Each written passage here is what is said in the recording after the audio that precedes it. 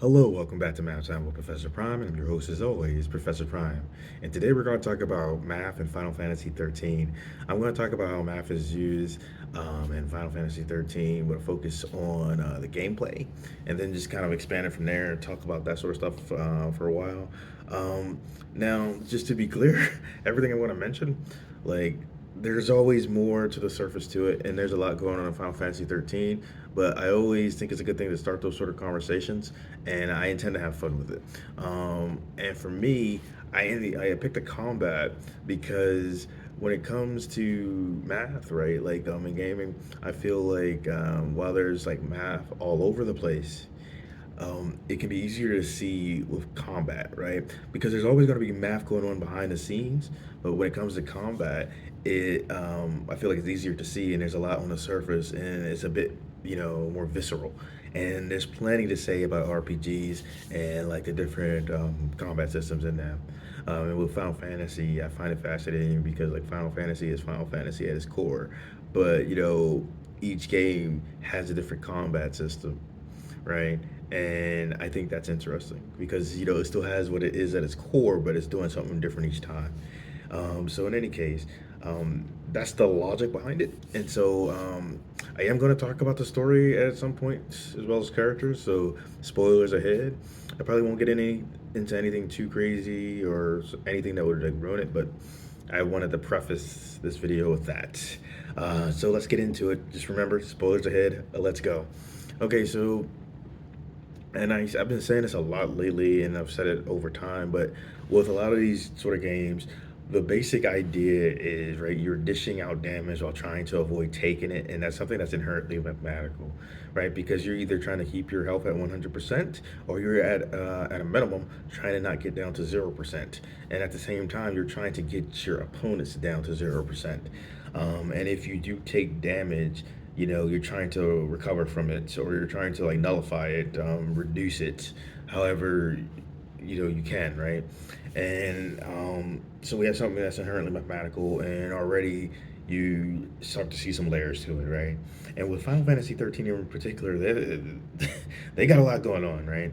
So just to start with like stats, for instance, impacts how you're going to dish out the damage or how you're going to take it. You have basic things like strength and magic, um, magic attack, magic defense, and things along those lines. HP, MP, but here there's no real MP, so but that's a whole nother thing. But my point is like there's different stats, and these stats impact battle. And with 13, that's very much the case. So as you go on, your stats are getting boosted, whether it be through items or through how you're growing your characters. And so it's a fascinating thing, a fascinating loop, because right you're facing your opponents, and as you win, you're gaining. And we'll get to how that growth goes in a little bit, but the idea is like, you're gaining something, but it helps you progress further in the story. You're growing as your character grows, and then as you're getting better, their opponents get better, and you play that song and dance, right? And I think that's cool. And then as far as how you do grow in a game, it's a little different than how some other Final Fantasy games are. Um, so there's a couple things, right? Like, so they have the idea that I think it's like crystalgen points, and CP for short. And those CP, sorry, you gain CP through your battles, and you can use your CP on a crystarium. And the crystarium is like pretty much like the surrogate from like Final Fantasy X, and that you have like this whole grid set up where you're picking and choosing how you want your characters to develop, right? You're choosing different abilities, as well as different stat boosts. And when you're choosing different abilities, they can unlock the pathway to other abilities. So, you have to practice resource management with that and figuring out how you want your characters to grow. And then, you have different equipment and accessories and items that you're getting. So you have to play resource management with that as a whole, as well as like managing your money.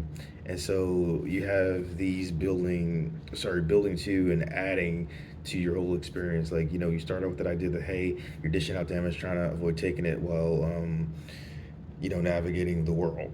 And so, then you have your stats, and then you have like the idea that you're growing. And then, as far as like the major combat system goes in this game, their whole thing is like the whole paradigm shift. And with that paradigm shift, it's interesting. So you have three characters in a battle at once, right? But you're only playing as one. Like, you have a party leader and you're playing as one, and then the other two you can assign duties. But like, or duties, classes, jobs. I think like in Final Fantasy 13, it's like stances. But whatever the case may be, and whatever you want to call them, the idea is you're having these characters perform a role. And in this case, it's very strict. Like, they're only doing one type of thing. Like, if someone's primary function is to attack, that's all they're doing. Same for like healing.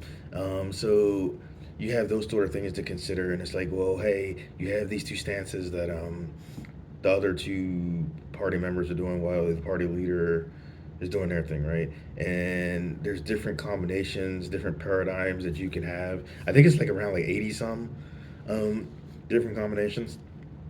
And so you can pick and choose, you can mix and match. And as you're doing that, so there's a tweak on like the ATB system, active time battle. Or it's like, I think, command synergy battle. Sorry, it's been a long day.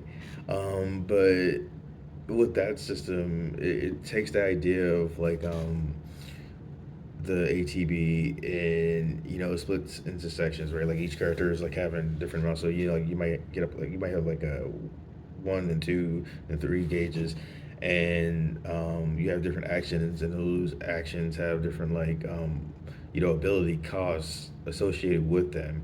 Where it's like, hey, one might take 1 gauge, one might take two, and then you have that idea with not only your party leader but the other characters too, and you can use all the available gauges to do whatever crazy action you need to do. So as you're going, you're having layers to how this interplay goes between like dishing out damage and trying to avoid taking it. It gets progressively more insane, right? And then you do have the summons in this game, Eidolons, which I think that's the second time that Final Fantasy used that, because you had like Eidolons in like 9 and 13. I might be mistaken. Maybe it's other places too. But like, anyway, there's different names. Like, I got Eidolons in like 13, Eidolons in 9, Espers in 6, Summons in 7, and Guardian Forces in 8, and so on and so forth, right? But the idea is, you have these super strong creatures that you can call forth, and they dish out the damage. Now, the thing with here is like, you have to like fight a lot of those Eidolons to win them over in battle and be able to use them. And each character has an Eidolon like associated with them, right? And they can do different effects, and they can also transform, which is a little different. Um, and so you have this idea that effectively you're dishing out damage, and again, trying to avoid taking it. And then you got stats involved. You have magic involved. You have different status elements involved. You have different ways to power up. And as you're powering up, you're learning new abilities, and getting different stat boosts that you can use in battle to keep that loop going. Because it's like, oh, you're learning this, you learn that, and all of a sudden it's easier to navigate battle, or at the very least, it's like it gives you more options, and you're encouraged to go out there and do battle to gain the points that you need to power up in the first place. So it's like, hey, let me fight, let me get stronger, let me fight again so I can get stronger and navigate the story. And so it's like, combat in Final Fantasy games and a lot of other games is like crucial, because it's like gameplay is such a big thing. If you're not having fun while you're playing, or it doesn't keep you engaged, and what is the point, right? I know there's some people who do prefer story.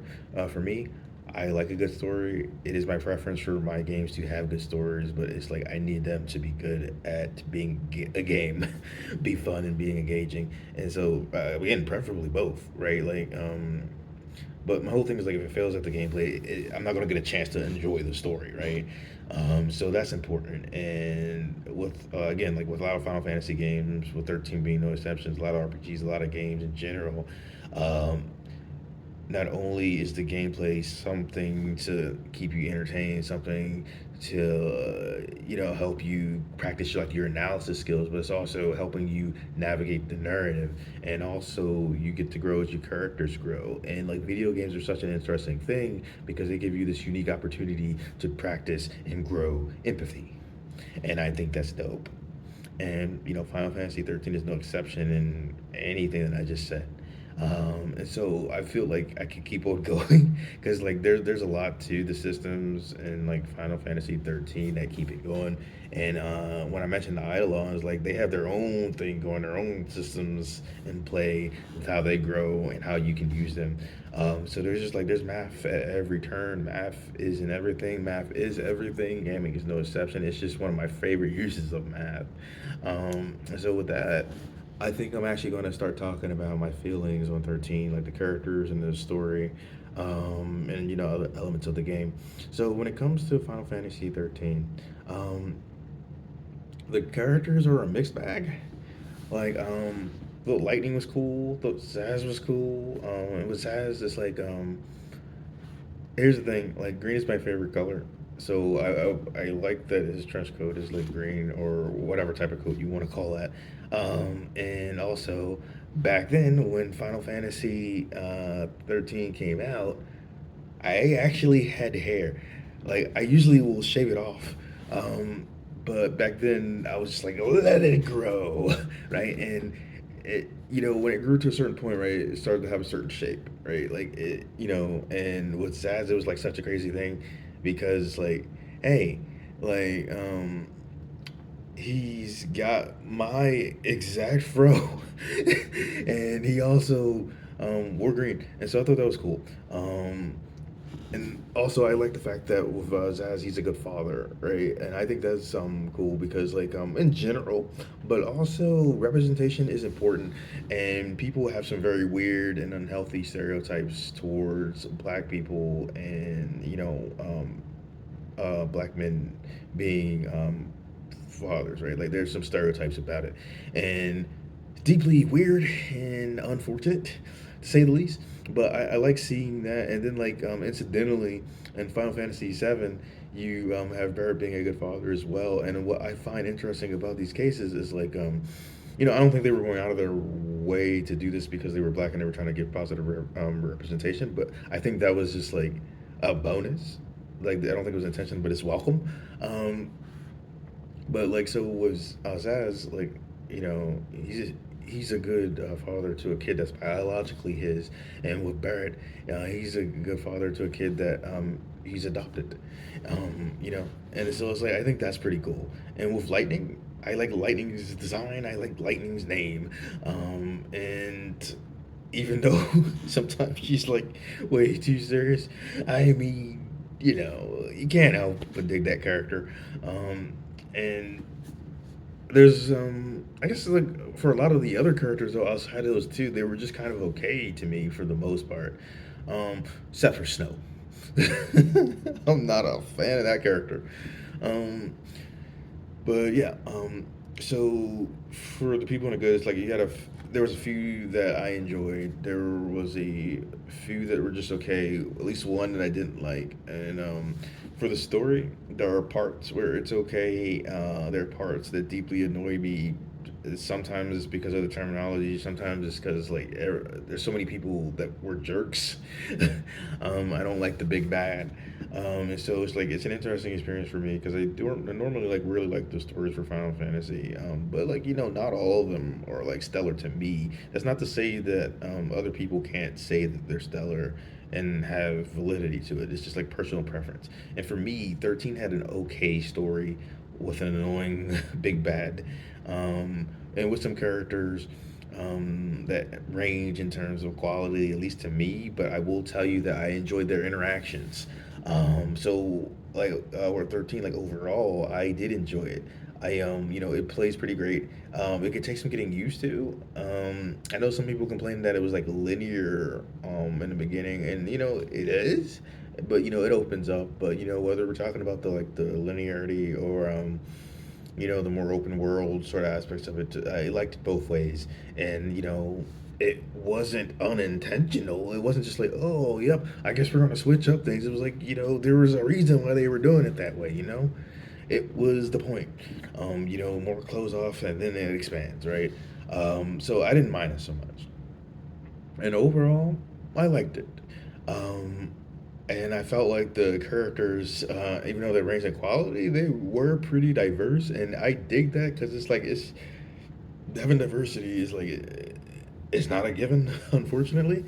So seeing that to me is a plus, and it's also a really pretty game. So yeah, I dig it overall. It's Final Fantasy. It's like I haven't really played a bad Final Fantasy game, although Dirge of Cerberus was pushing it. But seriously, like with Final Fantasy 13, it's like I have mixed feelings about it because there's parts of it that I enjoy and parts of it I didn't. But I will say that overall I enjoyed it, and it has its own combat system, does its own thing, and it would go on to have sequels, and that's another story for another day, though. So with that in mind, I think that's pretty much all I have to say about it, and I will see you in the future.